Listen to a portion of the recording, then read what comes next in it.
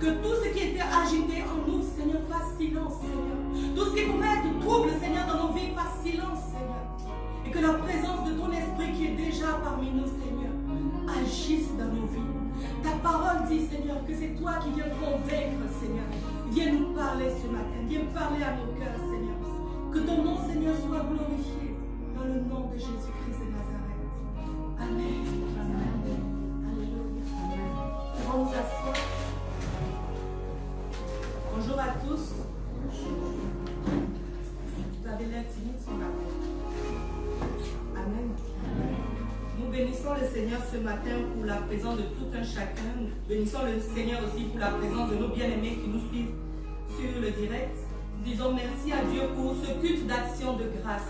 Nous disons merci à Dieu parce que c'est un privilège qui nous fait encore de pouvoir ouvrir la bouche et de le célébrer. C'est un privilège encore de pouvoir se tenir dans sa maison, de pouvoir entendre sa parole, de pouvoir avec des frères et sœurs partager des moments de célébration. Alléluia. Pendant que nous avons ce privilège-là, il y en a qui sont en train de lutter ailleurs, contre plusieurs choses, la maladie ou même d'autres esprits. Alléluia. Mais Dieu nous fait le privilège ce matin de pouvoir nous tenir là. Ce n'est pas parce que nous sommes plus méritants, mais c'est une grâce. Amen. C'est pourquoi nous avons dit ce matin, nous voulons faire ce culte d'action de grâce. Pour dire merci à Dieu. Depuis mars où on nous a dit que les cultes devaient s'arrêter, Dieu nous a préservés. Dieu nous a gardés de la maladie. Dieu nous a gardés des accidents. Dieu nous a gardés de la mort. Nous voulons dire merci à Dieu. Alléluia. Que ce matin encore ta vie soit bénie. Alors sans plus tarder, je bénis le Seigneur pour la vie du prophète, notre leader, pour l'opportunité qu'il me donne ce matin de pouvoir vous annoncer la parole. Alléluia. Nous commençons un nouveau mois et ce mois-là, nous avons comme thème la consécration divine. La consécration divine, bien aimé. Je vais juste faire une introduction ce matin de ce thème. Alléluia. Nous dire qu'est-ce que c'est que la consécration. De quoi est-ce qu'il s'agit? Qu'est-ce que Dieu attend de nous? Qu'est-ce que Dieu veut de toi? Où est-ce que Dieu veut que tu sois? Alléluia. Tu vas prendre ta Bible dans le livre de Lévitique, le chapitre 8.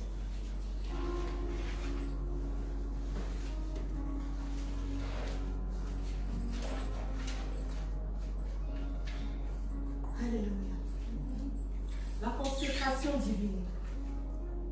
Qu'est-ce que c'est la consécration divine?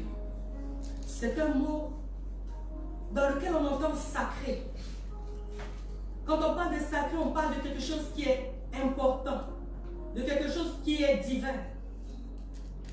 Dans la consécration, on parle du fait de rendre sacré, le fait d'affecter une chose au service de Dieu. La consécration peut concerner une personne, elle peut concerner une chose, elle peut concerner un lieu. Alléluia. Quand on parle de consécration, souvent, on nous parle de l'ordination. Vous savez, les moments pendant lesquels un serviteur ou une servante de Dieu est présenté officiellement consacré, hein, c'est ça, ce mot-là, consacré, mis à part pour le Seigneur, pour le service de Dieu. Amen. Nous avons aussi ces choses-là. Alléluia. La consécration est le fait de mettre à part quelqu'un, mettre à part quelque chose, mettre à part un endroit pour Dieu.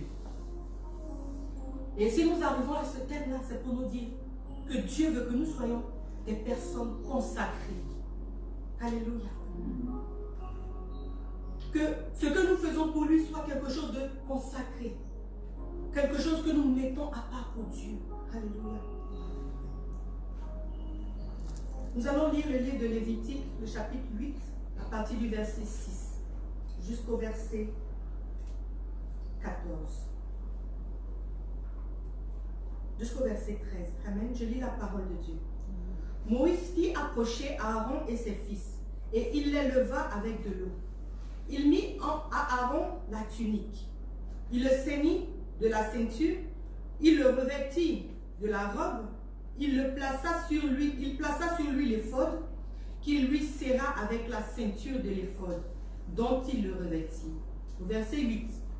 Il lui mit le pectoral et il joignit au pectoral l'urim et le thummim. Il posa la tiare sur sa tête et il plaça sur le devant de la tiare la lame d'or, diadème sacré, comme l'Éternel l'avait ordonné à Moïse. Moïse prit l'huile d'onction, il oignit le sanctuaire et toutes les choses qui y étaient et le sanctifia. Il en fit 7 fois l'aspersion sur l'autel. Et il oignit l'autel et tous ses ustensiles, et la cuve avec sa base afin de les sanctifier. Il répandit de l'huile d'onction sur la tête d'Aaron et l'oignit afin de le sanctifier. Moïse fit aussi approcher les fils d'Aaron et les revêtit de tuniques, les ceignit de ceinture et leur attacha des bonnets comme l'Éternel l'avait ordonné à Moïse. Amen. Amen. Lévitique 8, 6 à 13. Amen. Quand nous lisons cette parole-là, nous voyons ce que nous avons dit dans notre définition. Amen. Nous voyons ce qui a été dit dans notre définition. Tantôt, Dieu est en train de consacrer, Moïse est en train de consacrer une personne, la personne d'Aaron. Tantôt, il est en train de consacrer les choses du Seigneur, les ustensiles. Tantôt, il est en train de consacrer un lieu. Amen. Amen. Amen. Qu'est-ce que nous pouvons avoir comme exemple de consécration dans la parole de Dieu? Quand tu lis la parole de Dieu, nous avons le cas de Samuel. Nous connaissons Samuel, le fils de Anne. Cet enfant-là que Anne a désiré, qu'elle a cherché. C'est-à-dire, tu cherches une chose, mais finalement, tu ne la possèdes pas et tu dis que cette chose-là, elle appartient à Dieu. Et cet enfant-là, depuis qu'il était petit, donc une fois qu'on l'a sévré, quand on l'a sévré, nous avons des mamans ici qui allaitent jusqu'à combien? Et 2 ans, d'autres même en abusent 3 ans. Amen. Moi je dis que c'est abusé, mais bon, chacun a sa conscience et sa conviction. Amen. Donc, si Anne avait fait cela, elle a attendu ce nombre de temps que cet enfant-là soit bien fortifié, qu'il n'ait plus besoin d'être dépendant de cet allaitement-là, pour être maintenant mis au service de Dieu. Pourquoi? Parce qu'on veut dire que merci à Dieu. Ce que j'ai là, c'est grâce à toi que je l'ai. Ce n'est pas moi-même qui me le suis donné. Ma vie là, ce n'est pas moi-même ma propre vie. Elle ne m'appartient pas. La Bible dit que le souffle que j'ai là, c'est Dieu qui me le donne. Donc s'il en décide aussi, il peut me le retirer. Donc ma vie, je la consacre à Dieu pour dire, voici ma vie t'appartient, Seigneur. Amen. Alléluia.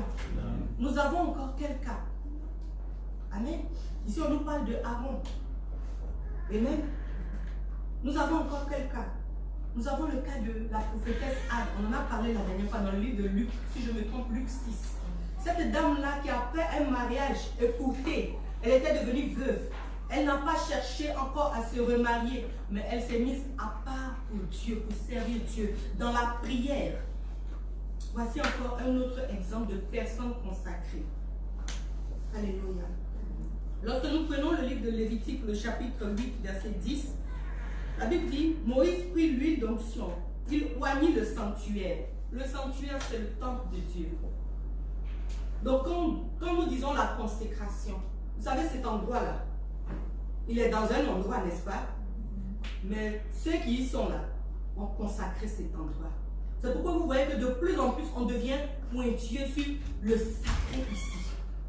De ne pas penser qu'ici, c'est un lieu banal, c'est un lieu quelconque, mais c'est ici que Dieu siège. C'est ici que nous invitons Dieu à régner. Parce qu'il va se passer des choses qui concernent le Seigneur. Pas des choses de la chair, pas des choses de l'amusement, je ne sais quoi d'autre. Amen. Donc quand tu viens ici, peut-être tu vas voir le design, tu vas te dire que oh ça, ce n'est pas...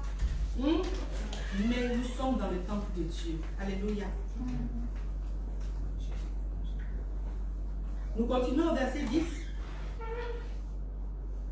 Moïse prit l'huile d'onction. Il oignit le sanctuaire, donc le temple de Dieu. Et toutes les choses qui y étaient, il le sanctifia. Amen. Quand tu regardes ça là, c'est consacré à Dieu. Quand tu regardes ça là, c'est consacré à Dieu. Quand tu regardes là-bas encore, c'est consacré à Dieu. Quand tu regardes ici aussi, c'est consacré à Dieu. Quand tu regardes ça, bien aimé, est-ce que tu as vu qu'on a fait autre chose avec ce panier? C'est consacré à Dieu. Amen. Amen. Ce n'est pas parce que nous n'avons pas vu peut-être ce procédé-là de dire voici, ce piano il est consacré, ce fauteuil il est consacré. Non, bien aimé. Ces choses-là que nous voyons ici, ce sont des choses mises à part pour Dieu, pour le service de Dieu. Alléluia. Tu vas voir des endroits, vous voyez, dans certaines religions, les gens ont même créé dans leur maison des endroits réservés pour Dieu. Qui va rentrer là-bas? Personne. Des grottes, d'autres encore, des endroits de prière. Amen. Mais personne n'y accède, aucun étranger n'y accède. Alléluia. Amen. Mais nous, souvent les chrétiens, surtout nous les évangéliques, on a ces désordres-là dans notre vie et dans notre religion, dans notre foi, je peux dire. Amen. Nous oublions le caractère sacré de certaines choses, le caractère sacré de notre vie, le caractère sacré de l'endroit où nous allons adorer Dieu, le caractère sacré des choses qui appartiennent à Dieu. Alléluia. Et nous les banalisons. Dieu attend que tout soit consacré à lui. La Bible dit qu'il est le créateur de toutes choses, n'est-ce pas? En tant que créateur, ça veut dire que toute chose lui appartient. Et donc nous devons le lui rendre. Même notre argent. N'est-ce pas qu'on dit que Dieu nous prête comme des gestionnaires et que nous devons le lui rendre? Alléluia. Voici un peu. Et nous parlons de consécration en tant qu'acte de mettre à part une personne devant par exemple la cérémonie. On prend le verset 13 qui dit: Moïse fit aussi approcher des fils d'Aaron. Il les revêtit de tuniques. Amen. C'est bien ça. C'est ça. Verset 12, on va monter un peu plus haut. Il répandit de l'huile d'onction sur la tête d'Aaron et l'oignit afin de le sanctifier. Donc Aaron est présenté avec l'huile d'onction. Amen. Et l'huile d'onction qui représente la présence de Dieu. Amen. C'est pourquoi nous utilisons l'huile d'onction et pas autre chose. Amen.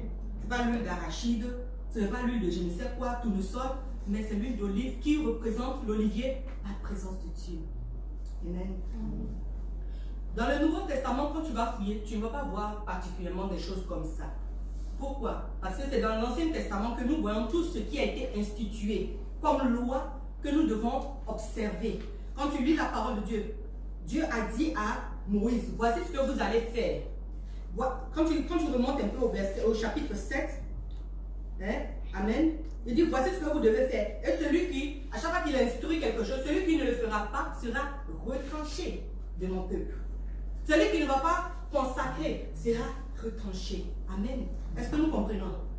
Quand tu ne fais pas quelque chose que Dieu demande, il fait quoi? Il te retranche. Ça veut dire qu'il te soustrait à son peuple. Amen. Nous nous consacrons pourquoi? C'est pour une destination finale. La consécration, c'est un processus. C'est la finalité d'un processus. Donc, plusieurs étapes par lesquelles nous devons passer en tant qu'un enfant de Dieu. Et c'est indispensable pour qui s'appelle enfant de Dieu. Alléluia. Amen. La consécration, c'est le fait d'avoir comme fondement de croire de connaître Christ. Alléluia. Amen. Quand je dis je connais Christ, je le connais intellectuellement, mais je le connais aussi par expérimentation. Je le connais intellectuellement, ça veut dire que j'ai entendu parler de lui. On m'a dit que Jésus c'est Dieu. On m'a dit que Jésus est celui qui sauve. Je connais Dieu. J'ai lu peut-être Genèse jusqu'à Apocalypse. J'ai lu les évangiles. Je connais Dieu. Amen. Amen. Je connais Dieu par mes expériences. Amen. Amen. Tu vas prendre Jérémie. Jérémie chapitre... Non, excusez-moi. Job 42. Quelqu'un va lire avec moi. Job 42. Une personne va aussi prendre Romains 12, verset 1. Et une autre personne, Jérémie 15, verset 19. Donc, qui a déjà quel verset peut nous aider? Jérémie 15, 19. Job 42, 5. Ensuite, nous avons Romains 12, verset 1. Job 42, 5. Mon oreille avait entendu parler de toi. Mais maintenant, mon œil t'a vu. Alléluia. Mon oreille avait entendu parler de toi. C'est Job qui est en train de dire ça à Dieu. Mon oreille avait entendu parler de toi. Mais maintenant, qu'est-ce qu'il a vu?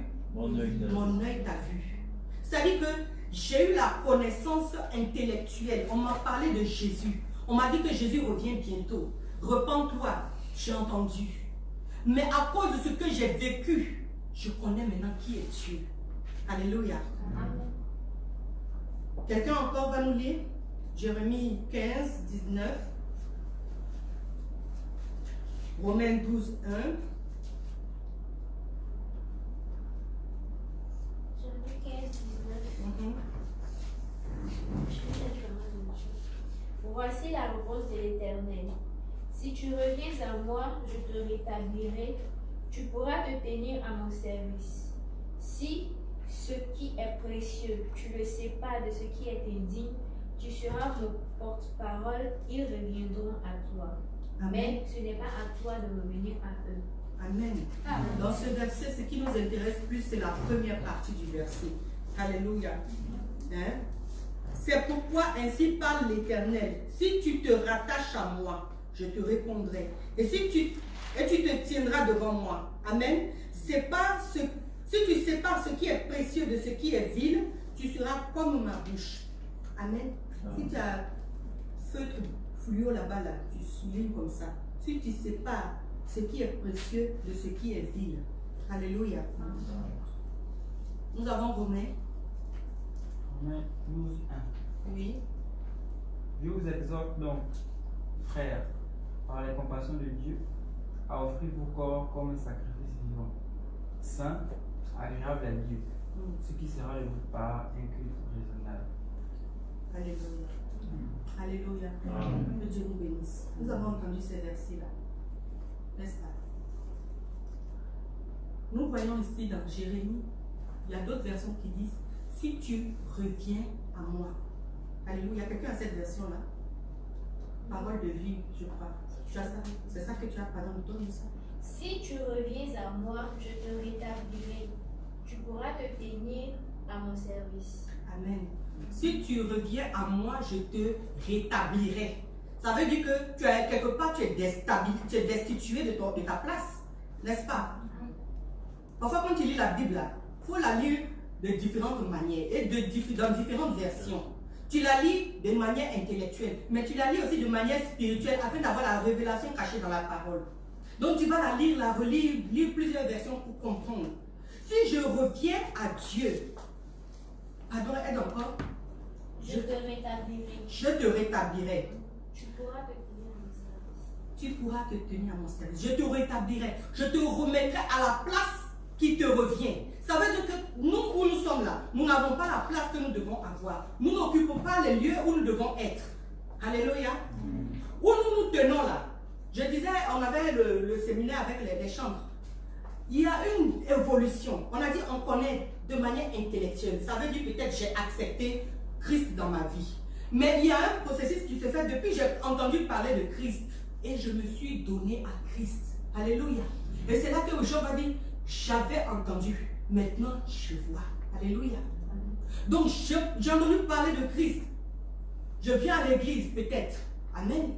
Mais je ne connais pas encore le Seigneur. Il y a un processus qui va faire que je vais me convertir.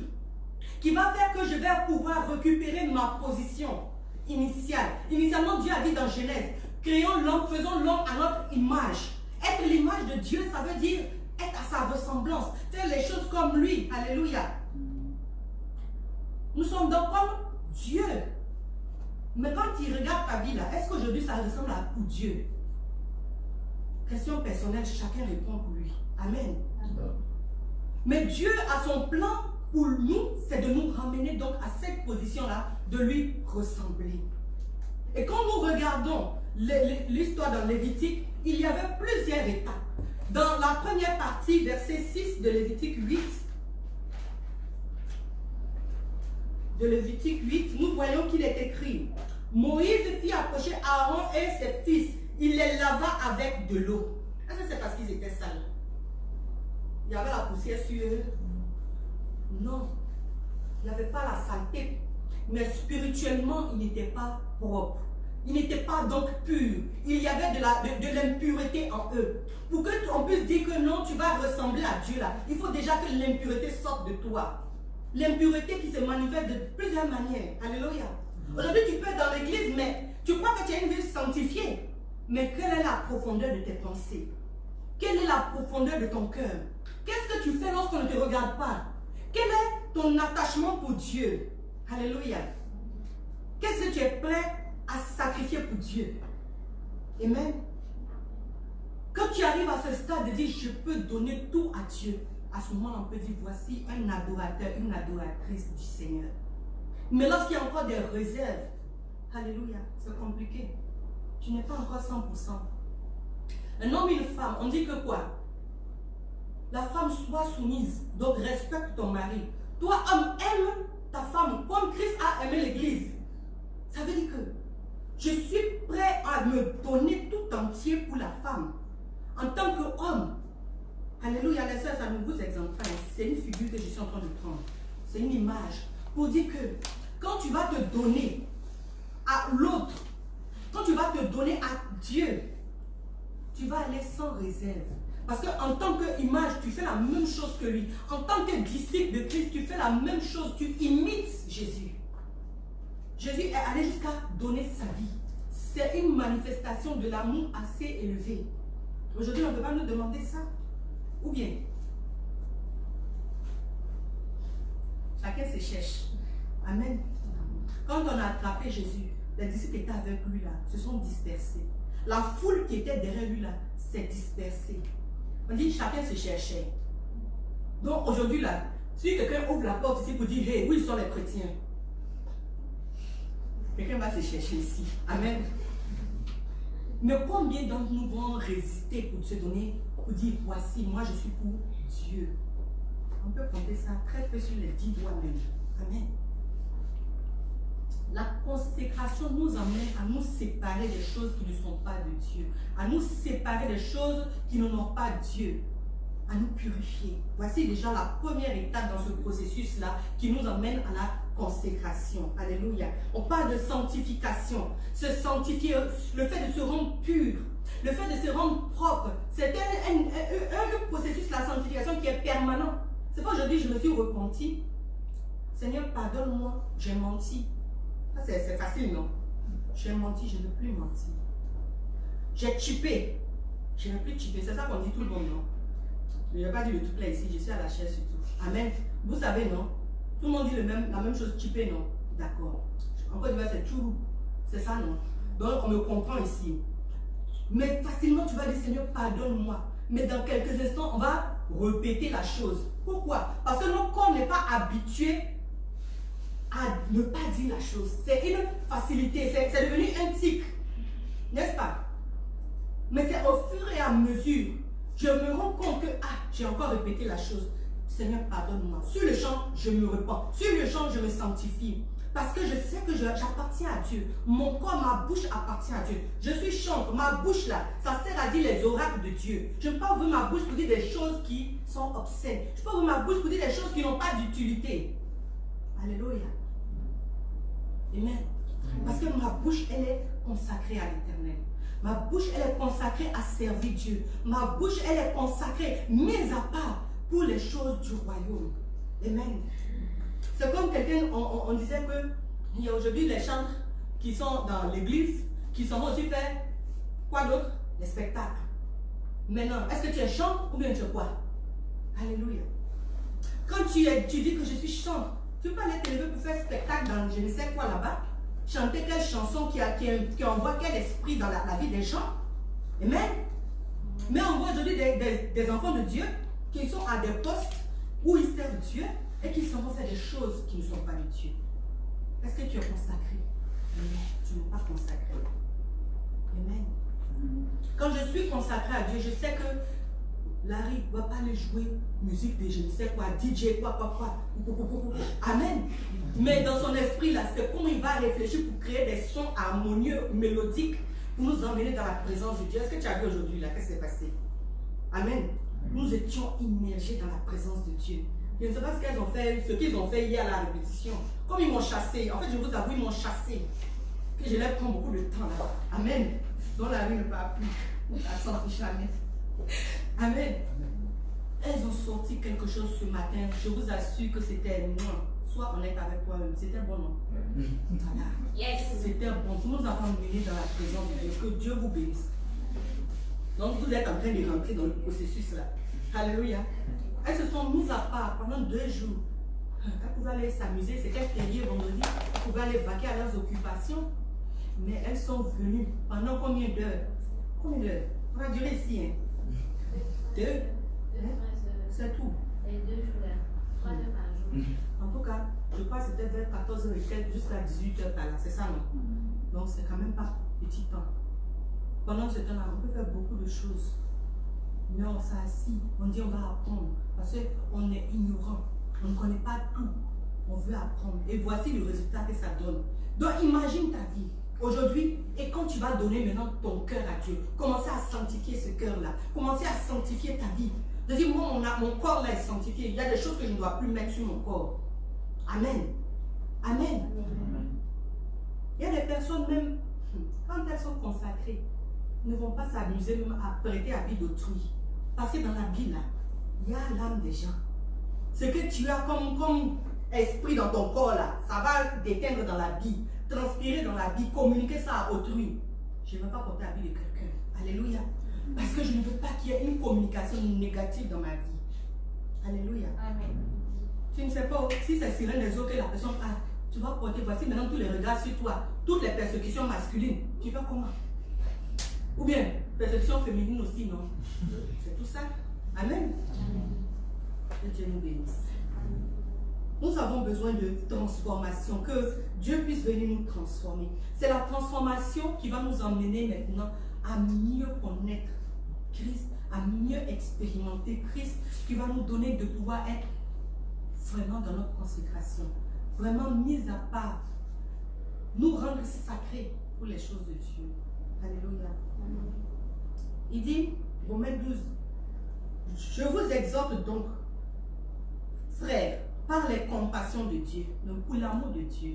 Souvent quand on parle, on dit pour l'amour de Dieu, ça veut dire vraiment par pitié quoi. Hein? À offrir vos corps comme un sacrifice vivant, saint, agréable à Dieu, ce qui sera de votre part un culte raisonnable.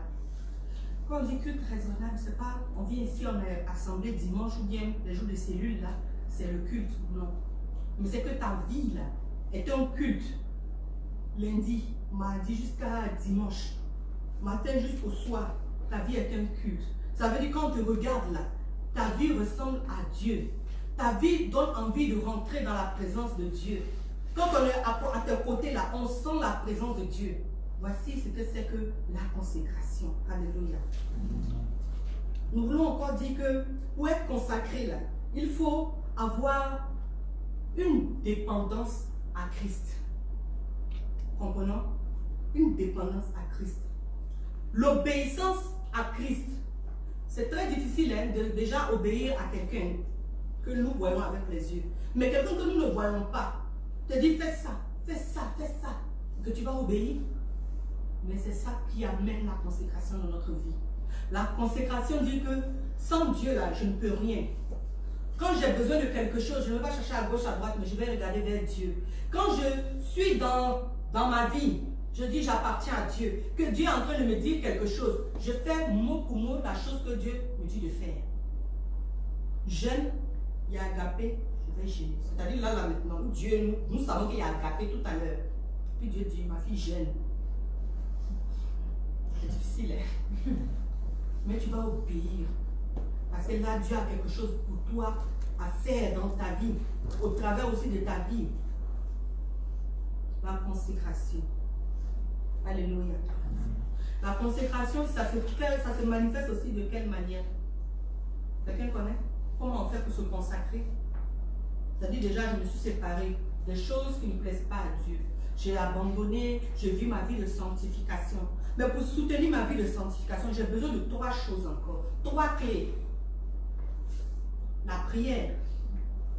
Si je ne prie pas, je n'ai pas de force. Alléluia. Si je ne prie pas, Dieu ne va pas me donner d'orientation. Le jeûne qui va faire taire ma chair et élever mon esprit. Tout ce qui est spirituel va grandir et tout ce qui est de la chair va disparaître. Alléluia. Donc le jeûne, je dois associer aussi le jeûne dans ma vie. La méditation de la parole de Dieu. C'est-à-dire prendre la Bible, la lire. Comme j'ai dit là, tu lis peut-être, quelqu'un pouvait dire comme ça, Ancien Testament là je ne comprends pas. On te donne beaucoup de, comment on appelle ça déjà même? Généalogie, non? Voilà. Le nom de tout cela, enfant de fils de quoi. À quoi ça me sert? Je suis le genre là, c'est pas grave, lis. Dans 10 ans là-bas, tu vas comprendre pourquoi Dieu a mis cette généalogie-là. Amen. Quand je me suis converti, je lisais, on dit non, lis les évangiles. Lis les évangiles, après tu vas dans Actes. J'ai commencé.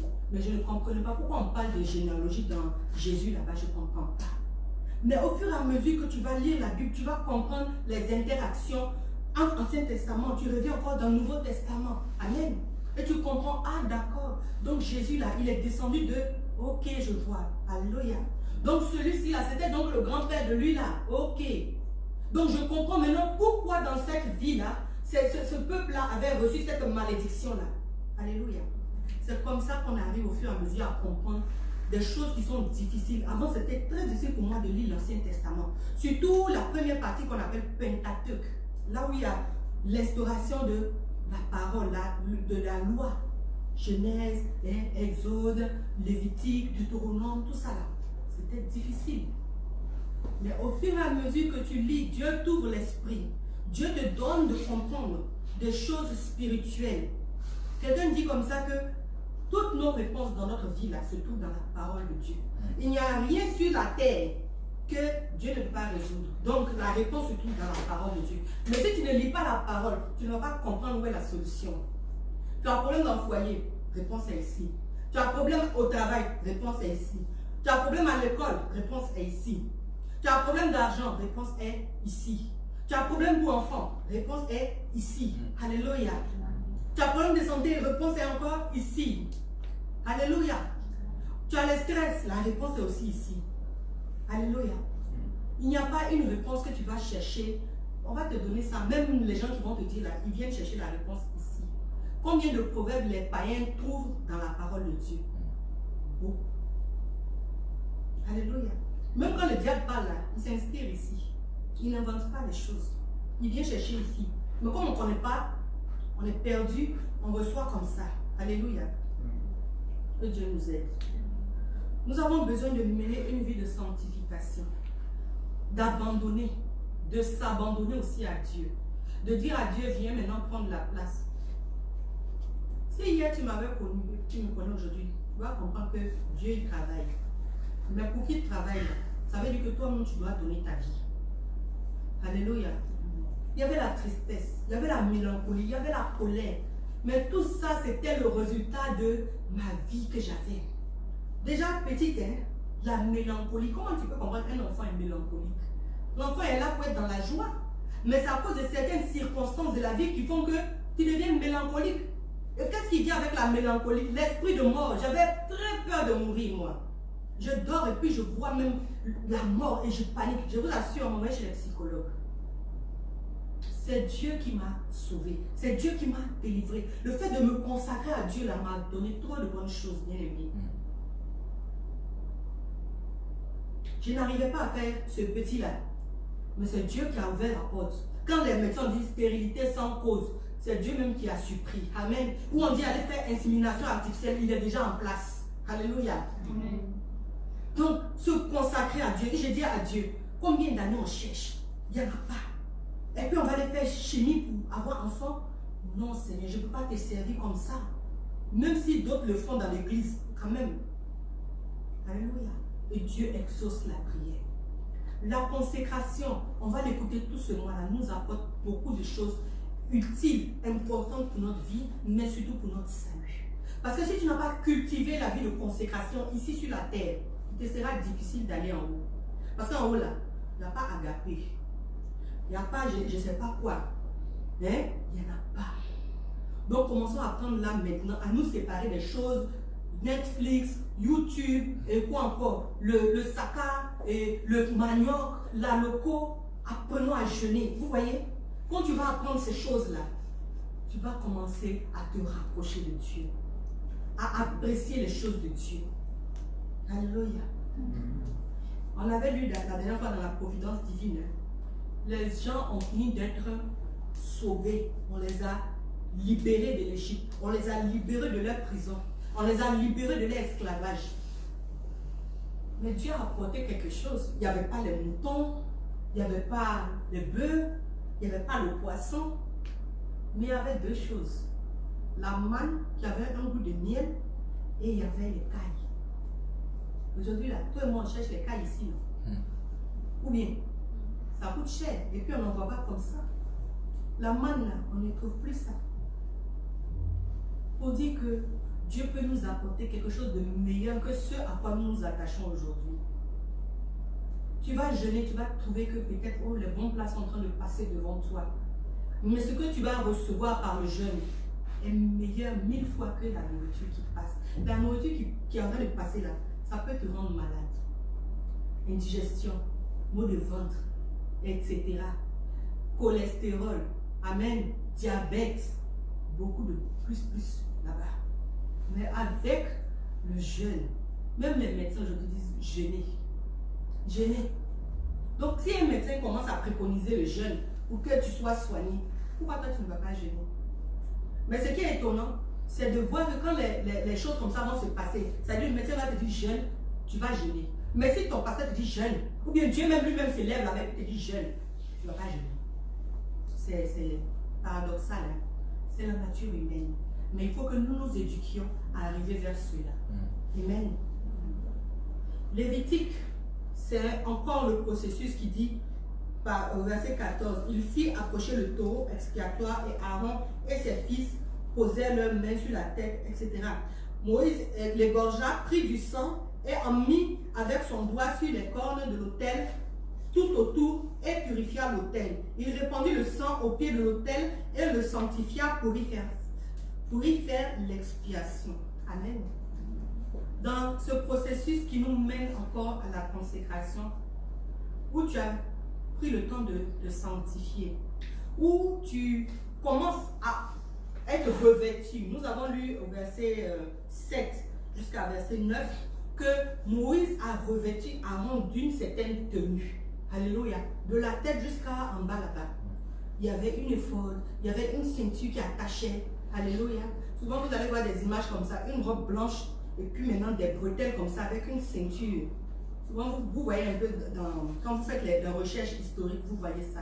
Et il y a même une religion qui a imité ça encore. Je crois qu'on les appelle les Haris. Les Haris. Donc c'était la tunique des sacrificateurs, ceux qui doivent servir Dieu. Et en plus de cela, ils ont mis encore d'autres accessoires. Le pectoral sur la poitrine, l'urim et le tunim, la tiare sur la tête avec encore la lame d'or, diadème sacré. Alléluia. Quand tu vas commencer à te consacrer, tu vas commencer à obtenir dans ta vie le revêtement qui va te distinguer.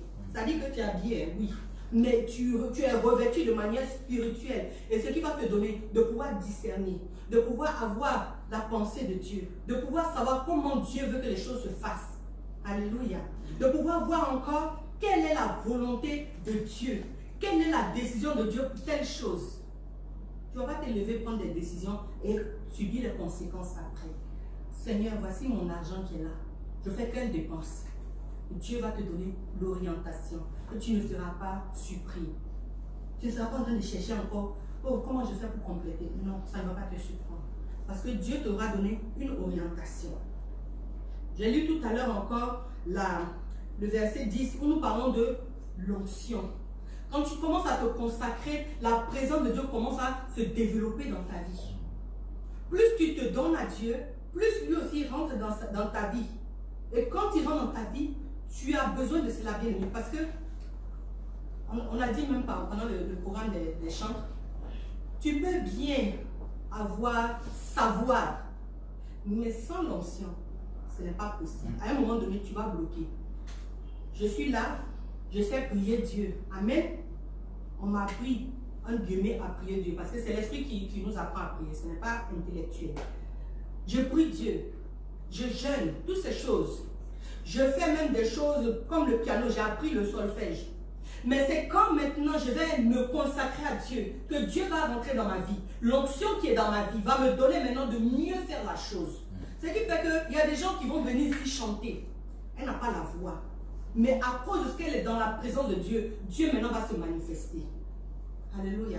Elle n'a pas le souffle, sa voix ne porte même pas. Mais à cause de l'onction de Dieu, la chose va se faire. Les guérisons vont se faire. Amen.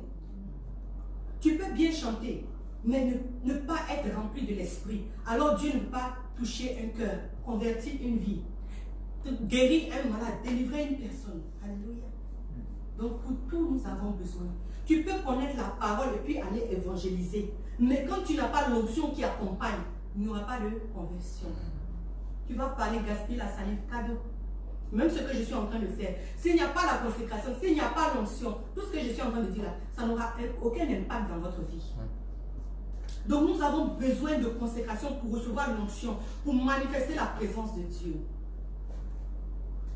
Dans le verset encore 14 que j'ai lu à la fin, quand tu te consacres, tu deviens maintenant justifié par le sang de Christ. Le sang de Christ vient maintenant pour te justifier. Je disais que la sanctification, c'est un processus. Donc, à tout moment, ça ne veut pas dire que tu es parfait. Mais ça peut arriver que tu vas chuter. La Bible dit quoi? Cette fois, le juste tombera. Cette fois, je le relèverai. Ça veut dire que donc, c'est pas que tu es appelé, mais il est possible que tu chutes encore. Mais Dieu, dans son amour, va te relever. Maintenant, si toi, tu veux laisser à terre aussi, c'est autre chose. Mais quand tu te consacres, Dieu te donne la conviction et tu te relèves. Et par le sang de l'agneau, tu es justifié. Ce qui fait que pendant même que tu es en train de pécher là, la grâce de Dieu te couvre jusqu'à ce que tu te repentes. Dieu donne un temps pour que tu te repentes. Alléluia. Ce matin, c'est juste l'introduction. Pour nous faire connaître c'est quoi la consécration. Pourquoi nous avons besoin de consécration. On ne peut pas avancer dans la foi chrétienne sans être consacré. On ne peut pas avancer dans une relation avec Dieu sans être consacré. Quand tu vas travailler, tu es en train d'apprendre aujourd'hui. Tu t'es mis à part dans une filière. Tu n'es pas en train d'apprendre la généralité. Tu es en train d'apprendre le droit, tu es en train d'apprendre l'informatique, tu es en train d'apprendre le juridique, etc., etc. C'est pour que demain tu fasses un travail dans ce domaine-là. Mais pas que tu sois dans tout en même temps. Ça n'existe pas aujourd'hui. Moi, je suis quoi là? J'ai oublié le nom. Ceux qui font tout, autodidactes. C'est ça, non? Ils font tout en même temps. Ça, c'est rare. Aujourd'hui, là, tu es obligé de développer, de te perfectionner dans une chose. Et pour nous, là, en tant qu'enfants de Dieu, c'est la consécration qui nous donne de nous perfectionner avec lui. Gloire à Dieu. Je veux que tu puisses élever la voix. De dire, Seigneur, j'ai besoin de me consacrer à toi. C'est difficile. Et nous avons besoin que Dieu lui-même nous aide à nous consacrer. Alléluia. Tu vas dire au Seigneur, te tenir debout et dire au Seigneur, d'où je suis, je reconnais ma vie. Je reconnais la qualité de ma vie que j'ai avec toi. Amen. Lève-toi et on va prier ensemble.